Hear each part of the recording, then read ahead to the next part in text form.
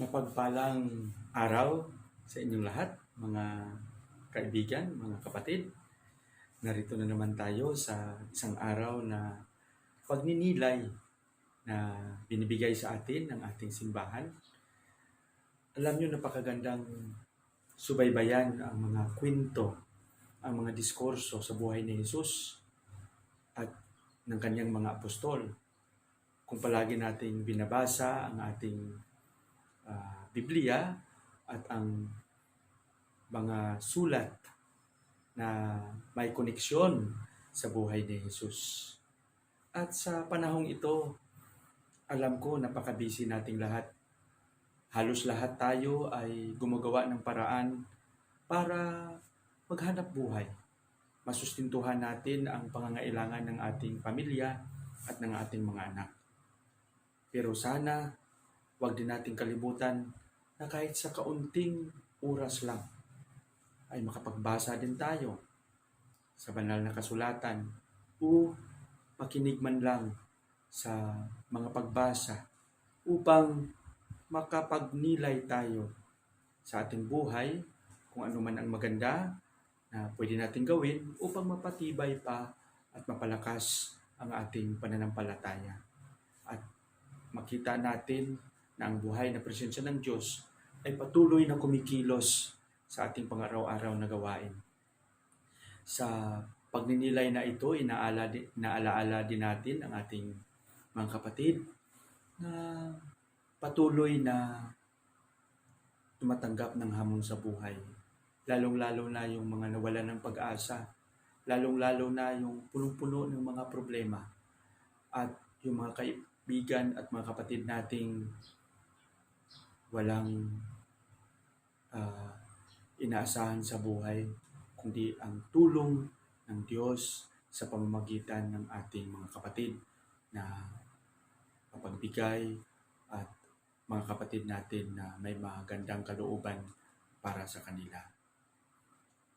Naalaala din natin ang ating mga kapatid na mga sundalo na namatay dahil sa trahedya. Di nila alam na yun yung kanilang mararatnan sa buhay, yung pamilyang naiwan nila. Pagdasal natin sila. At ngayon, sa ating pagninilay, nasa 15 linggo sa karaniwang panahon sa araw ng Huwebes. Narito na naman tayo sa gabay ni San Mateo. Pinapaalalahanan tayo na mahal tayo ng Diyos. Ang ating Ebanghelyo, sa Ebanghelyo ni San Mateo, Kapitulo 11, versikulo 28 hanggang 30. Ang sabi dito, noong panahong iyon, sinabi ni Jesus, lumapit kayo sa akin, kayong lahat na napapagal at nabibigatan sa inyong pasanin, at kayo'y papahingahin ko. Pasanin ninyo ang aking pamatok at mag-aral kayo sa akin. Ako'y maamo at mababang loob at makasusumpong kayo ng kapahingahan para sa inyong kaluluwa. Sapagkat maginhawang dalhin ang aking pamatok at magaan pasanin ibibigay ko sa inyo. Ang mabuting balita ng Panginoon. Mga kapatid, sa ating pagninilay sa Ebanghelyo na binigay sa atin ni San Mateo, gaya ng sinabi ko kanina sa ating panahon ngayon, maraming pagsubok na ating naranasan dala ng pandemya. Ilang taon na tayo na hindi tayo makakilos ng mabuti. Naapektuhan lalo ang ating mga manggagawa, ang ating mga kapatid na walang permanenteng trabaho. Ang hanap buhay ay naapektuhan. Lalong-lalo na ang ating mga kapatid din na engaged sa mga negosyo. Naapektuhan din.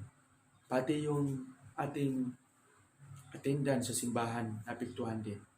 Lahat tayo naapektuhan. Hindi tayo makakilos gaya ng ginagawa natin dati. Ito ay nagdala ng malaking problema. Pero kung ating pagnilayan ito ng mabuti, siguro maraming mga katanungan ang pwede natin itanong sa ating mga sarili. Kalooban ba ito ng Diyos? O bakit hinayaan ng Diyos na mangyari ito sa atin? Ang mga problema. Minsan, may mga kapatid tayo na hindi nila kayang harapin at hindi nila kayang pasanin ang mga problemang ito. Hanggang dumating sa punto na napiktuhan ang kanilang pagkatao. Pero sabi nga ni San Mateo sa atin, sabi ni Jesus, lumapit kayo sa akin, kayong lahat na napapagal at nabibigatan sa inyong pasanin, at kayo'y pagpapahingahin ko. Mahal tayo ng Diyos. Alam ko na sa realidad ng ating buhay, napakahirap hanapin ang buhay na presensya ng Diyos na ito. But if we try to continue to really search for this real presence of the Father in our midst, sa pamamagitan ng pagtulong, sa pamamagitan ng paggawa ng mabuti, and we will be surprised that at the end, sasabihin natin na ang Panginoon ay napakabuti nga, na ang Panginoon ay buhay na buhay nga dito sa ating komunidad, sa ating pang-araw-araw na pagharap sa hamon ng buhay. Lahat tayo ay may mga suliranin. Pero ang gusto lang iparating ni San Mateo sa ating Ebanghelyo, na despite of all the problems, sa mga pagsubok na ating dinanas sa buhay, sana huwag tayong makalimot na magbigay ng buong pagtitiwala, buong pananalig sa Diyos. As long as we continue also to do our part, no, by doing our best, no, sa pagtugon sa pangangailangan ng ating pamilya, pagtugon sa pangangailangan natin araw-araw, hindi talaga tayo iiwan ng Diyos. Yan kung maniniwala tayo. Sa ating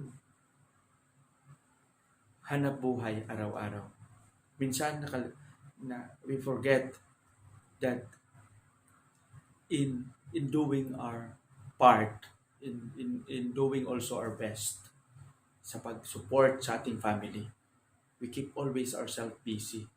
Minsan, wala na tayong time even to pray, and even giving space for us to come together as a community, attending Mass, and thanking God for all the graces we receive.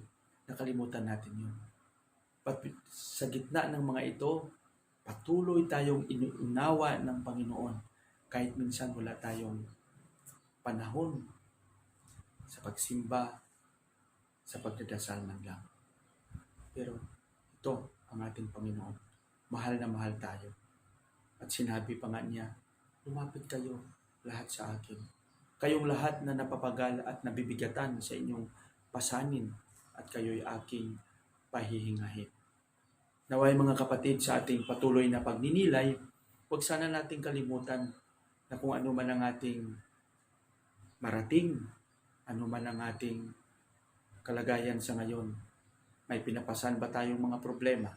Kung ano man ang ating mukha sa kalagayang ito, huwag nating kalimutan na ang Diyos ay nasa sa atin, na ang Diyos ay nakikinig sa atin, at hindi niya tayo iiwan.